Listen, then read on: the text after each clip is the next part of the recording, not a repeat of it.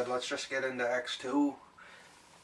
With this movie, in my opinion, I don't even know if you think this way, but X-2, I find everything, they upped their game in every way. The acting from both Magneto and Professor Xavier are both, you feel more of their backstory, and you feel as though where both of them are coming from. The second film was definitely done way better than the first. You can tell there was more money put into it. Just even the acting, everything about the second film was just better than the first film. Yeah, and I loved how, everything was up. Like, the CGI, it was much more violent than the first film, too. And another thing, the stories, they flowed so smoothly. Like, it literally felt like this was a couple weeks later after the events of the first movie. In the first movie, I believe, when it came to Cerebro, it was the only one. Whenever he hooked himself up, when Professor X when he hooks himself up to the thing, all you see is like fog, and you just see like people moving around in this fog. Yeah. Whereas in the second one, it literally shows the map of the world, and they've been doing that ever since. So I don't know if they'll be able to up that. I love that visual. I always thought that's so unique as a kid, having that power.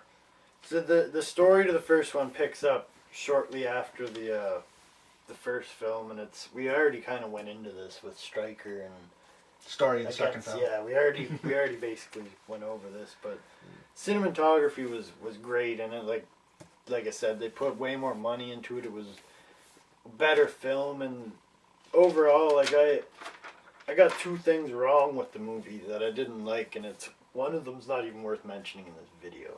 So, that being said, my top three favorite scenes, well, should I do all three? Sure, go ahead. The first favorite scene is, so Stryker and his men are attacking the mansion, right? They're in the mansion, they're shooting some mutants, and then Wolverine clues in, and then Wolverine gets in a scrap with the mutant. I think he might break the buddy's gun, I'm not 100% sure, but the buddy takes a knife out and stabs him, and he heals, and he's like, oh, what the hell? And then he goes and tries to stab him again, and Wolverine just catches his knife and looks at him, and then the three claws come out of his fist. His buddy's just like, what did I do? Yeah, I know, but just that scene alone, I don't know why, but I just love it. Just the way he had this knife, and Wolverine's like, yeah, I got three. But that's one thing I like about this movie, is it does have a much darker tone than the first film, whereas the tension between Logan and Cyclops in this film, I really like that too.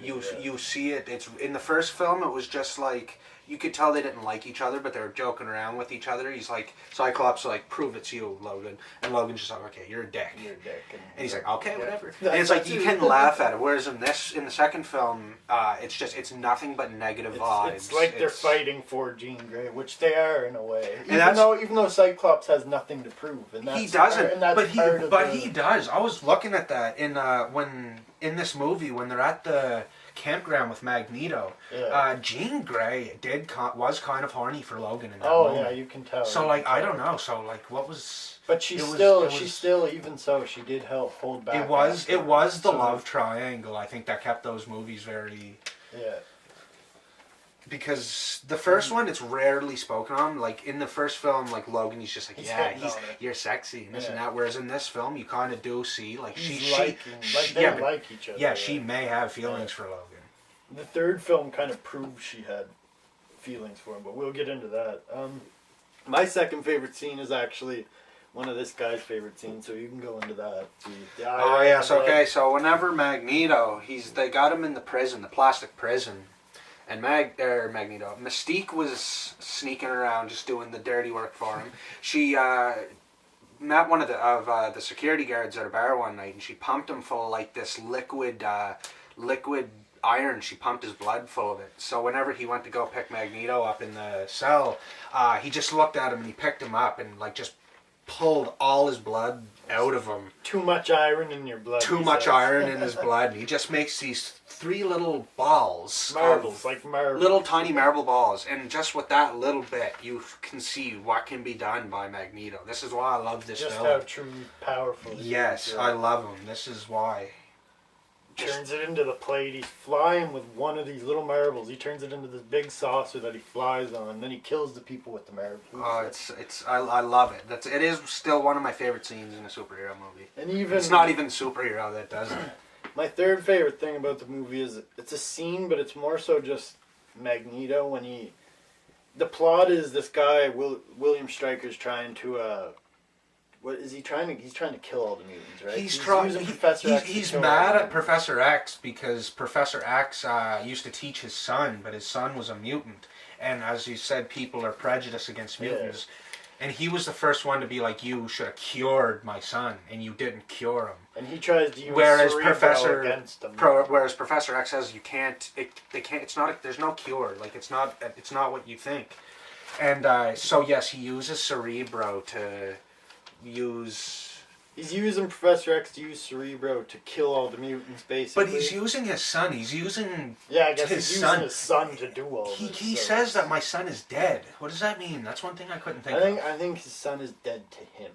Is that what? Yeah. I think he's using because his son to him is a tool for this war, I think. And with that being said, he's a tool to build on the war, and that's where Magneto comes from in this movie. Magneto just comes in and basically turns the plot against humankind at the very end, and it's a good little flip. Instead of Cerebro targeting all mutants, they change it. Magneto changes it to target all. Transform into William Stryker, and it targets all humans instead. And I really like that aspect because you're like, oh shit, William Stryker's the bad guy, and then like 20 minutes left in the movie. Whereas Magneto's like, yeah, he might be bad, but Magneto is still a bad guy. But you see exactly where he's coming from because he's sick and tired of humans treating mutants. The reason why they make Magneto seem worse is because for the last 45 minutes, half hour of the film, Magneto's working with the X-Men.